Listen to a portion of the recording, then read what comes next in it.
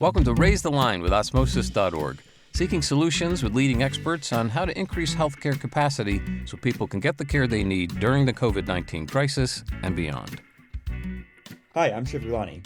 Medical education has experienced unprecedented challenges throughout the COVID pandemic. And now that hopefully the worst of the pandemic seems to be behind us, we want to take stock of what changes may be lasting and what are the pressing needs in medical education going forward. We could not have a better guide through these questions than Dr. Sanjay Desai, who's the Chief Academic Officer and Group Vice President of Medical Education at the American Medical Association. Dr. Desai assumed that role last year after serving for many years as Professor of Medicine, Director of the Osler Medical Residency, and Vice Chair for Education at Johns Hopkins University School of Medicine, where we first originally met when I was a medical student. I'd like to thank Dr. Mark Triola at NYU for suggesting Dr. Desai as a Raise Line guest. And Dr. Desai, thanks for taking the time to be with us today. Jim, my pleasure to be here, and I'm happy also that Mark referred you to me. I'm excited to talk with you and your audience. Yeah, it seems like very innovative and influential medical educators run in the same circles like you and Mark. So, I know a lot about your background, having followed your career from Hopkins. But for our audience's sake, could you tell us a bit more about what got you interested in healthcare and then particularly emergency and critical care medicine?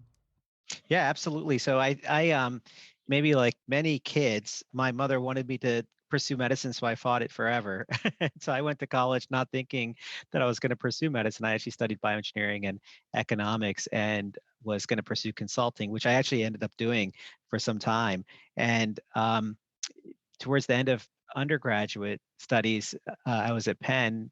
Healthcare, just medicine actually in particular, it just became very exciting for me. And so I decided very late, not late, but later than most people, to pursue medicine. And then I did consulting in between.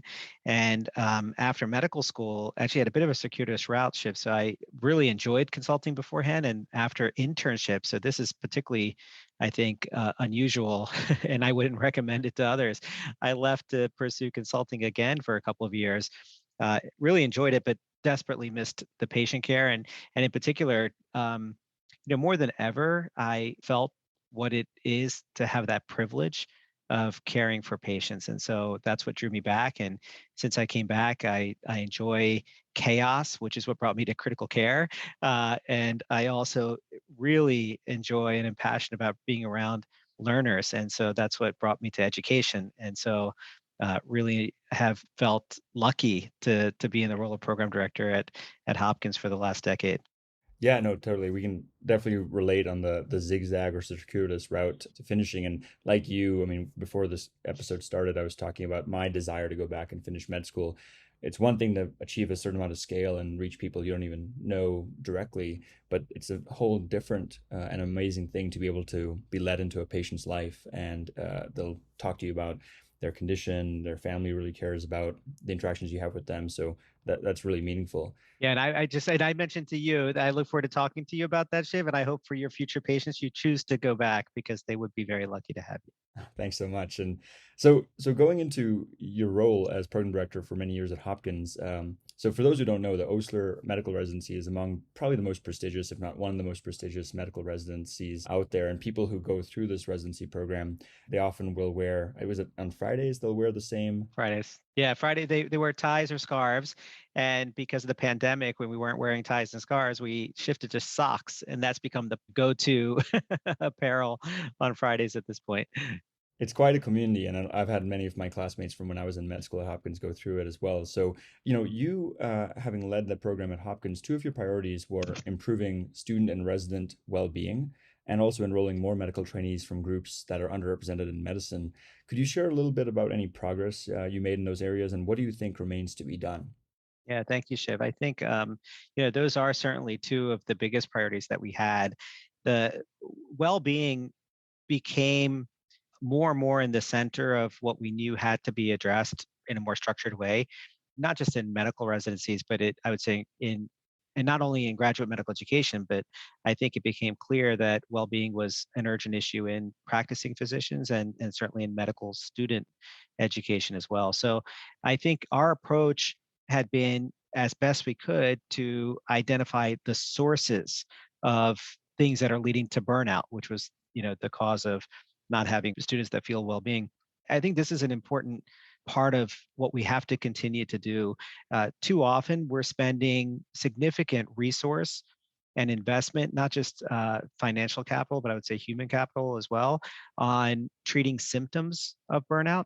And we see that every day. And I think those are good things to do, but I don't think that they'll fix the problem. I think that those are, again, treating symptoms. And for us to really understand how to develop and then sustain a physician workforce that will thrive, we need to understand the structural barriers for them to be healthy. And that requires data. So our approach was to collect data. So we conducted various research studies to try to understand what these structural barriers are. And I think the biggest one for me, the most exciting one, is ongoing now. It happens to connect to my new role at the AMA. So when I was at Hopkins, we received one of the grants from the AMA to reimagine residency. And that grant had two objectives, one of which was to understand well-being in the clinical learning environment. And so actually study it with data across 4 different residency programs in the country. So that study is ongoing, and it's hypothesis driven, which I think is very important. And so I think we've made some progress. I think there is much more progress to be made. And I also believe that while we might find data related to graduate medical education, I think we should not presume those are the same structural barriers to well-being in medical student education, nor in the lives of practicing physicians as well. So I think there is a lot of work still to be done here. The other, really important and urgent issue that we've only started really to make progress against or even understand is how do you bring people who are historically minoritized into the physician workforce? We need to have a physician workforce that resemble the patients that we care for, but also, I think, equally importantly, resemble the life experiences of the patients that we're privileged to care for. And so that is a very long arc in terms of the work that I believe needs to be done. We started, and I feel proud for what we did at the local level. You asked about the program. We did think very carefully about how do we start to make these changes. And it's far, and I think you know this, but it's far beyond numbers. It's not about just increasing the numbers of people who are historically marginalized. It's building community, it's building belonging. And in the end, it's culture change. And that takes time. So we started that process through discussion, through understanding how do we evaluate applicants differently in a more holistic way.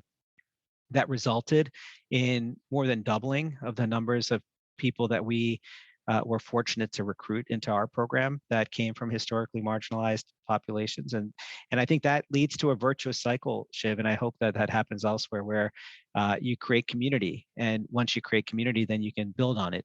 And so I think while we've made some progress, there's no doubt we have to do so much more and to continue to think about structures, think about our processes, think about how do you sustain that cultural change that has started. So I think both of these things we feel proud that we've started and paid focus and attention on, but I believe both require substantially more work moving ahead. Yeah, absolutely. And again, those are really impressive results. And, things that work at Hopkins tend to diffuse out to other places just because of the international recognition that Hopkins has for even creating the modern medical education system with the Flexion Report and whatnot. And so, you obviously had a major impact at Hopkins with these initiatives and leading the programs. The next kind of question I think our audience would be interested in is, what drew you over to the AMA? I know it has wonderful people like Maya Hamoud, Susan Scotchelak, and then Rich Hawkins was there for many years. So some great medical educators who've committed their lives to it. Is it mostly the scale you have now to be able to export some of those initiatives and programs to other programs across North America, or how are you thinking about it? Yeah, sure. I think that's exactly right. I think for me, I felt again lucky to have the role at Hopkins for leading that residency for over 10 years. And what drew me to this, I should say, was the opportunity for scale to take the things I'm most excited about, that I feel passion for, and to be able to do them with a greater reach. The AMA thankfully has that position in the system. It is able to have substantially more reach across programs and across schools. And I think that's a different type of impact. So I think having it locally, you control things and you can build things. Having it at a national level, you can connect things and innovate, I think, differently. So even just through our grants, we have partnerships with over 50 medical schools, tens of thousands of learners.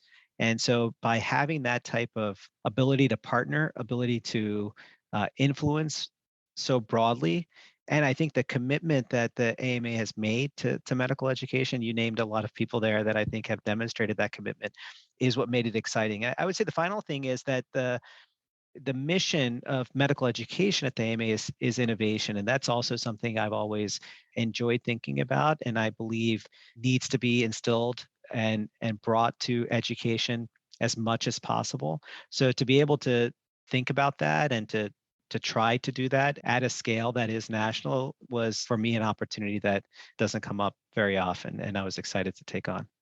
Yeah, no, it's very exciting to see. I mean, again, I mentioned Mark Triola in the introduction, but last conversation I had with him where he recommended you as a guest as well, he was talking about all the data too, where you can track, what you're teaching students early on in their medical education and how that may or may not influence actual patient outcomes or prescriber behavior or whatnot over time, which is the holy grail. Because ultimately, what makes medical education, I think, different than language education or math education is that the ultimate outcome is for the benefit of every patient. It's beyond that individual. It's really very patient centric, which is great. So you mentioned innovation at the AMA. We mentioned a couple of things: residency or trainee well-being, and getting a more diverse pipeline into the healthcare workforce. What are some of the other things that have changed for the better in your time as a medical education leader? And what are some of the most pressing needs for change going forward? And you can repeat some of the same things, but there may be some others that we haven't covered yet. Yeah, sure. Things have changed for sure. In medical education, I started as a medical student now, actually a very long time ago, almost 30 years ago, and things have clearly changed for the better in many, many ways. So I think I would summarize those changes by saying that we have far more focus on the experience of our students and the experience of our learners than we had before. We've also added more structure, more standardization, which I think has helped. And that there's been more of a community across programs across the country. So I think that in many ways, the focus on the experiences that we have as students and learners has improved. But there are challenges that were present then and that continue to be, I think, present today. We actually just Shiv went around because I'm new to this role and actually had conversations with the alphabet soup of associations and organizations in academic medicine across the country. And we asked them exactly these questions. So, what are the most urgent problems in medical education? And there were a lot of them, but they generally bucketed into three areas. They either bucketed into health system problems, which I think are less in the control of education, and this is the systems through which education is delivered. So you can imagine the health systems themselves. You can think about the workforce issues related to production of physicians. You can think about the interprofessional, so non-physician interactions and coordination. So all of this is, and the corporations that are largely controlling or managing educational programming. So that's one set that I think is different and is a challenge and needs to be managed. There's also this whole set of what I would consider educational systems. So the ones that really came out as the most common when we had these conversations are, number one would be competency-based medical education. So the idea that we today continue to have an educational paradigm that is built on time and it's built on process. What we want is an educational model that produces physicians that's based on competency. And it's very complicated, but it's also very necessary. And so taking steps towards that will be important for us. I think the other problems that are urgent are thinking about all the transitions, Shiv, in medical education. So coming into medical school, there's a big focus on that transition from medical school into residency and how stressful and inequitable that can be. And then there are other transitions in the rest of your professional journey. So into practice and into mid-career and then into late stages of career. So that's another area where I think we need to have much more improvement. Equity, diversity, belonging, we talked about this already. This is foundational need for our country, for us to think about how to do this in a better way. Well-being, you mentioned, we need to think about how to do that better as well. The final one, which I think is less of a problem that existed before, but I think an opportunity for us is, and you talked to Mark Trilla, this is about using technology and data, and this is the space you're in actually. How do you use technology and data to personalize education? And this is absolutely where we need to be and where we need to go. And the investments that we need to make are really important in this particular area around precision and education.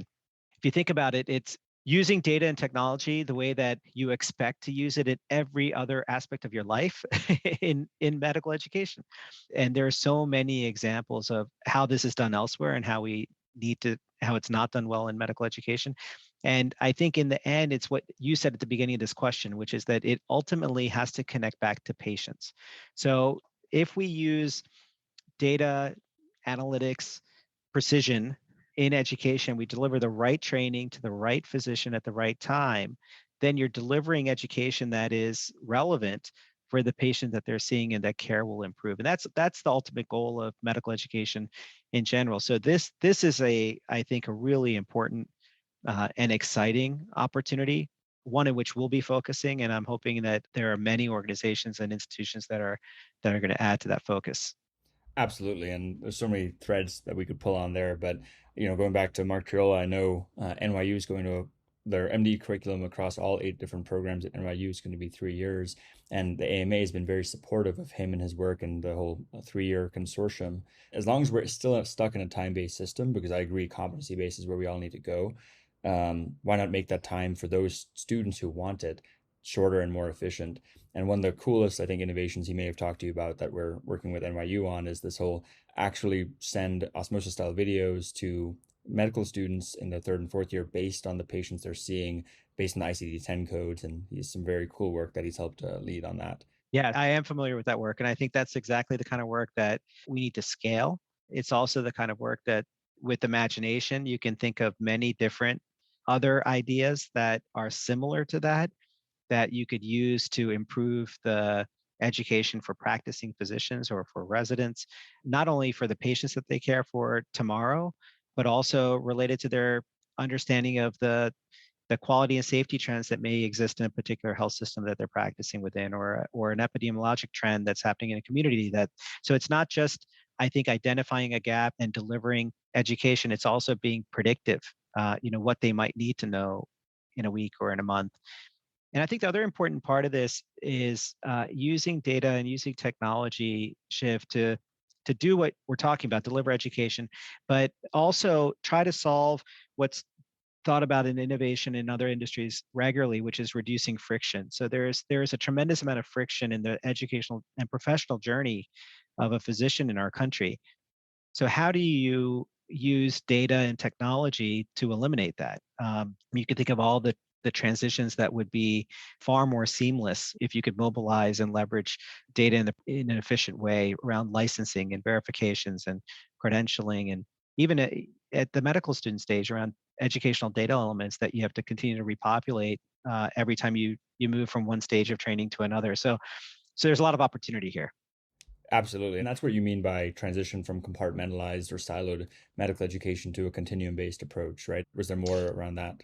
Yeah. Even taking another step back, I would say that revisiting what is the goal of medical education. The ultimate goal for us, for any country in medical education, is to produce physicians that are capable for caring for their patients and their communities.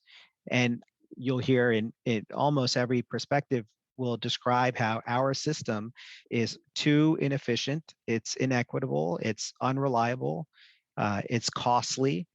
And so part of the problem is this compartmentalization and process oriented structure that we have for medical education. And so I think it needs to become more continuous. It needs to become more personalized. In doing so, you achieve, again, getting to competencies, getting to thinking about what's important. What are the goals that we have for the country and solving against those? So I think if you do that well, then these transitions become less rigid, and they start to become much more fluid, and they become individualized. And so I think that's what I mean by getting rid of and trying to think of our continuum of education as a continuum and not as 4 years, then 6 years, then X years. And really instilling this idea of competency of adaptive learning, because the physician that's been practicing for 20 years needs to learn. as much as we focus on the medical student learning. And so there are some principles that really should not be thought of in silos of different stages of your professional journey. And this is, in my view, a continuum that starts the day that you choose that you want to pursue medicine to whenever you choose to stop thinking about medicine. I love that. Yeah, and in broader education, that's called from pre-K to gray. Yeah. Yes. That's very cool, very interesting, and a lot of shared discussion on that. So I know we're coming up in time, so I want to be respectful and kind of go through the other questions. So, zooming out beyond medical education, COVID has had a much larger impact across society and our healthcare system, ranging from the rise of consumer-driven healthcare to telemedicine, obviously. What other things do you think COVID has revealed about the healthcare system, and what are some of the key steps that we could use to strengthen it, or as we say, raise the line and improve the healthcare system? Yeah, no, it's a great question. I think that many have described COVID as an accelerant, and I think that's the part of COVID that we should embrace. Before embracing that, it's also, I think, has exposed deep flaws in the system. And these won't surprise, I think, anybody listening because we've all seen it or experienced it.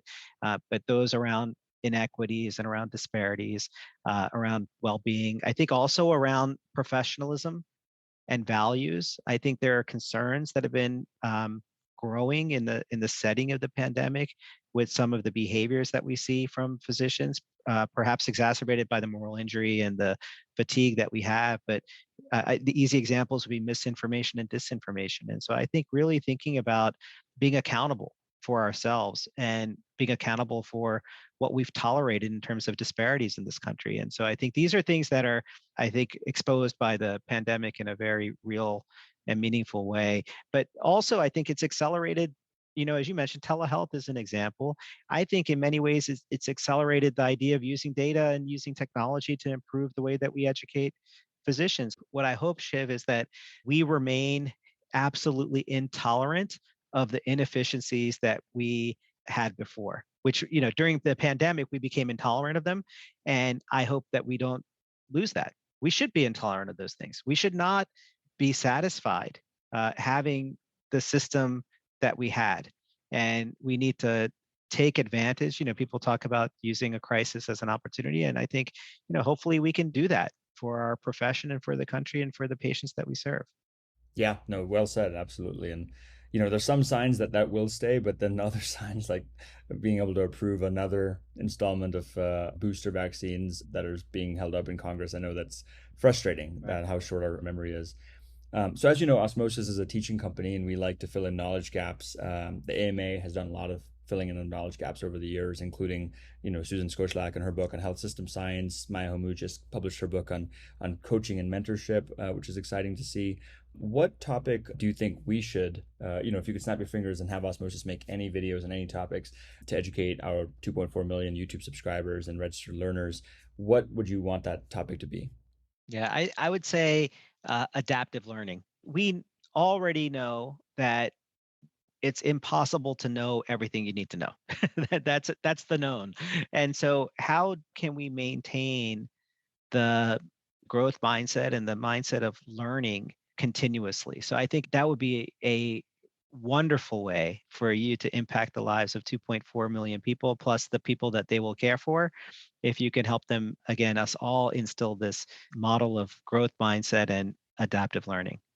Awesome. Good to know. And actually, a couple of years ago, I did talk to Martin Pusek and William Yeah. Kurterer at Vanderbilt. And we made a video on the Master Adaptive Learner several years ago, but it may need a refresh at this point. So I'll be sure to follow up on that.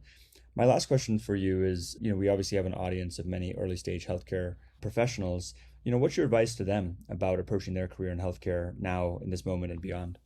My advice and my reflection is it's the best profession I believe one could enter. I think as I mentioned in the beginning, it became so palpable to me the privilege it is to care for someone. And I think if we can remember, so I encourage everyone listening to remember why you made the choice to pursue this field and this profession. I think that privilege it is unique.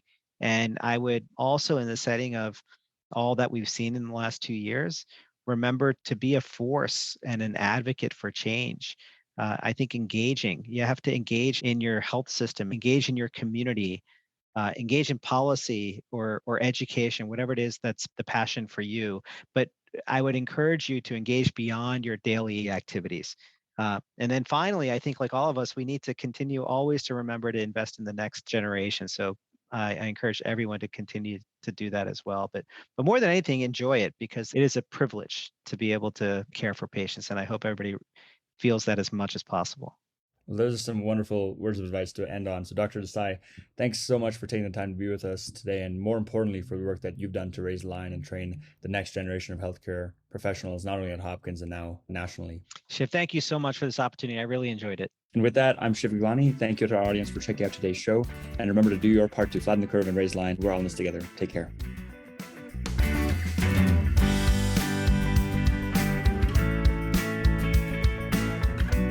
For more information on how you can help raise the line and flatten the curve, go to osmosis.org/COVID-19. If you like this podcast, please share it on your social channels. You can also subscribe to the series and check out all of our podcasts at osmosis.org/raisethelinepodcast.